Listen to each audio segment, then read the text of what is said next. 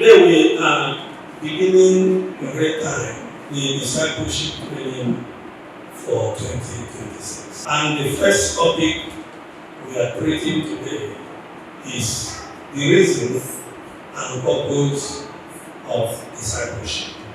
We are going to look at Matthew, the last chapter of Matthew, chapter 28. Matthew chapter 28. And somebody read it first of all in King James Version from verse 18. And Jesus came and spake unto them, saying, all power is given unto me in heaven and in earth. Go ye therefore and teach all nations, baptizing them in the name of the Father, and of the Son, and of the Holy Ghost, teaching them to observe all things, whatsoever I have commanded you, and know I am with you always, even unto the end of the world. Amen. That's in James Version. Read it in NIV. Jesus came to them and said, all authority in heaven, all authority now. on earth has been given to me. Continue. Therefore, go and make disciples of all nations, baptizing them in the name of the Father, and of the Son, and of the Holy Spirit, and teaching them to obey everything I have commanded you, and surely I am with you always, to the very end of the age. Amen. Amen. Whatever you set to do as a servant of God, as a child of God, must have a biblical basis. For you to be doing discipleship training, you must have the Bible biblical basis. You must prove in the scripture that God supported that and indeed commanded us to do that. So the reason we are doing discipleship training is because that is the responsibility that Jesus gave the people he was handing over to, his disciples, to go and make disciples of all nations. Therefore, we are doing exactly what God wanted us to do. And the last wish of somebody who is departing for a long journey, you will take it very serious. If somebody is dying now and they call his children, and he will say the most important because he knows he doesn't have much time. And those things, you will take it to heart because that is what he considered the most important. So Jesus was leaving his disciples after 3.5 years of being with them. And the last words are what we have read now. He said, go and make disciples of all nations. The reason I read it in King James and in King James, he said, go and teach.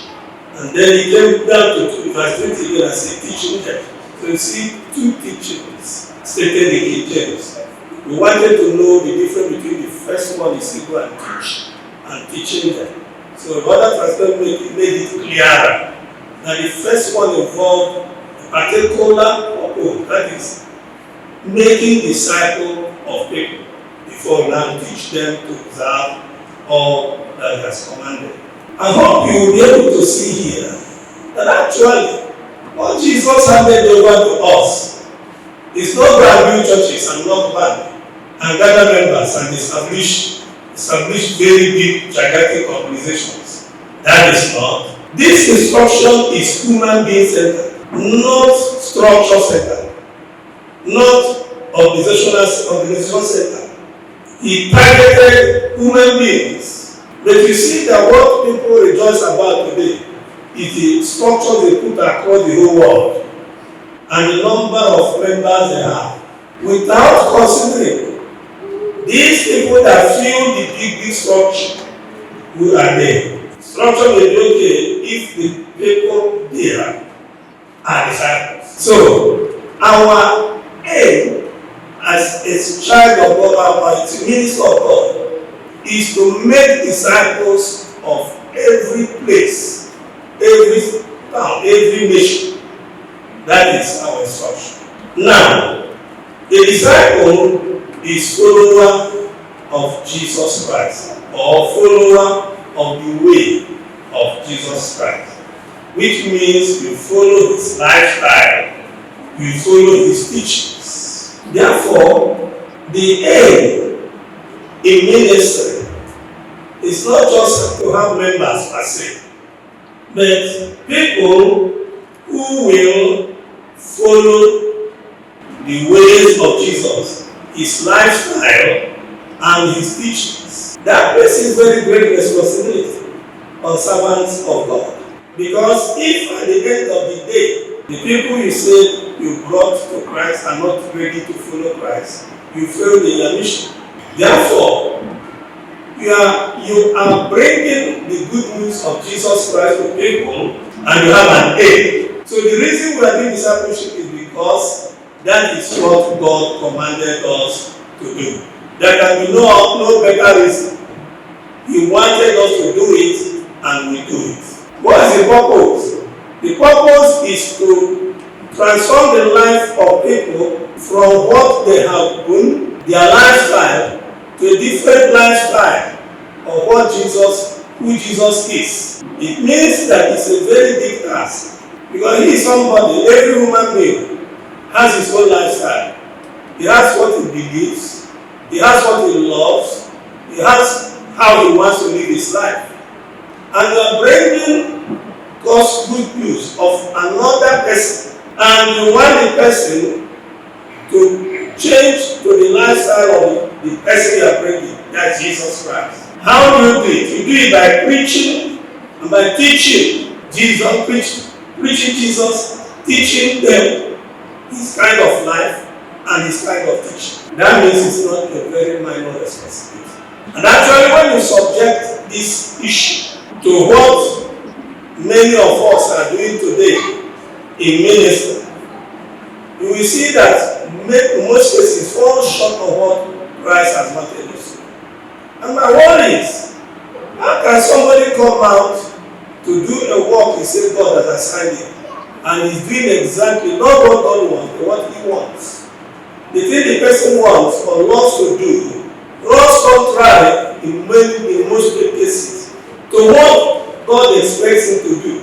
And he goes ahead pushing that thing he wants to do, making it popular, and making it to go worldwide, and broadcasting it. And there is a adage that says that in other words, when abomination starts staying years, it becomes normal. In the research that they call it becomes a new normal. What has been abnormal, if you stay for a long time, people adjust and say, now this is the new normal. The new normal today is that people are no longer ready to make disciples. They are bringing in members who are going to do their bidding, and when they are doing their bidding, they raise up a lot of money for them to continue to further expand. The interest is not in character, whether the person's character has moved to become like that of Christ. But they are having members across the whole universe. That may be popular with people. That may raise the person's ego. But remember that we are servants. And we are not serving ourselves. We are serving Jesus Christ. So if a servant decides what he does and not what his master does, what boldness will he have? Because at the end of the day, we will all stand before the judgment seat of God to be able to show. And the same Jesus will judge us by our obedience to his instructions. People think that they will be rewarded by the number of members they have done. God rewards your faithfulness to his instructions. Some people think that God will reward them by the activities and by what they have decided to do. Maybe some people give alms and so on, and think that is what will earn them heaven. No, everything has a biblical set standard. So, in the beginning of today's discipleship, we are doing it because that is what Jesus Christ commanded. And in fact, that is the his heartbeat. That was the last words he passed across to the disciples he had trained for some years. He told them, see, first, make disciples of all nations. 2, baptize them in the name of the Father, and of the Son, and of the Holy Spirit. 3, teaching them to observe or to do all that Jesus has commanded. Now, you see that he didn't say teaching them all that Jesus has commanded. The emphasis is teaching them to observe or to do. So if you teach people in this discipleship training and they know it and they rejoice and they talk about it, but they are not doing it, it's a failure. That training is a failure. Because you're teaching them to observe, not some, but all that he has commanded. So, the whole of this year, as we follow the outline that you have, we see that each of those outlines has something to do with some of the things that Jesus has taught us, has taught the disciples.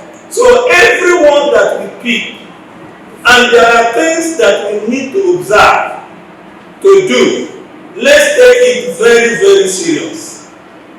You don't select the ones who do and the ones who will not do. Even if it's hard, ask God for the grace to be able to do it. And he will supply the grace in the name of Jesus. Amen. So, now, before he told them, go ye therefore into all nations, he made a statement of facts that shows that he is now in charge.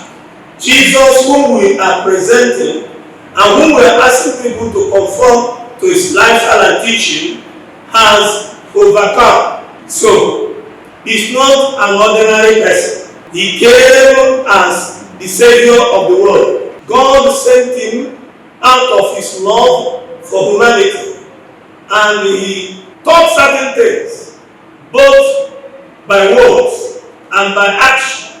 His lifestyle was totally different from the lifestyle of those others that have come. And so at last, he gave his life. He died.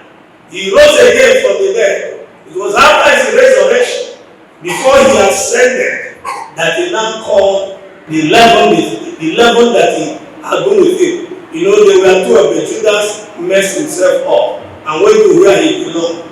The 11 and whoever else around were the people he was speaking to. In verse 18 he said, all power is given unto me in heaven and on the earth. Then he said, all authority. Therefore, Jesus was saying that he has overcome every authority that has been defeating human beings, that has subjected human beings to bondage, that made a human being to be slave or sin. Jesus came and he defeated them. So it is, as we go on in this study, you will see that the major enemy, the devil, he defeated him, made a public show of him. He went down to hell and took captivity captive. And when he defeated the devil and they rose from the dead, he now spoke to the disciples and said, all authority in heaven and on earth is given unto me. That means devil is no longer in charge. That is the message, first of all, he's communicating. You don't need to be afraid of the devil. Similar statement was made by Jesus in Luke chapter 10, when he sent out the 70 to go and preach. When they came back and they told Jesus, even the demons were subject to us in your name. That was when he made this kind of